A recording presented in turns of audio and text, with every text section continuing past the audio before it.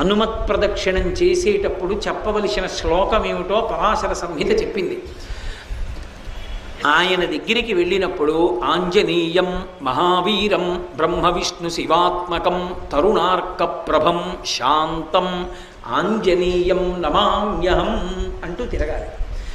పరమ మౌనంతో ఆ శ్లోకం ఒక్కటి చదువుకుంటూ గర్భిణి స్త్రీ ఎలా తిరుగుతుందో అలా తిరగాలి. కనీసంలో కనీసం హనుమ జయంతి నాడు 3 మాటలు తిరగాలి. కనీస ధర్మం అది. 3 మాటలు తిరగాలి. 3 మాటలు తిరిగేటప్పుడు ప్రతిసారి తిరిగి వచ్చి ఒక చోట ఆగి శ్లోకం చెప్పి మళ్ళీ తిరగాలి ప్రదక్షిణంగా. అలా 3 మాటలు తిరిగితే, అందుకే నేను మీతో పరమ సత్యం చెప్తున్నానని జ్ఞాపకం పెట్టుకోండి. ఎంత ఉద్వేగభరితమైన పరిస్థితుల్లో, ఎంత కష్టంలో ఉండనివ్వండి, హనుమత్ ప్రదక్షిణాలు చేస్తే మనస్సుకి శాంతి కలుగుతుంది.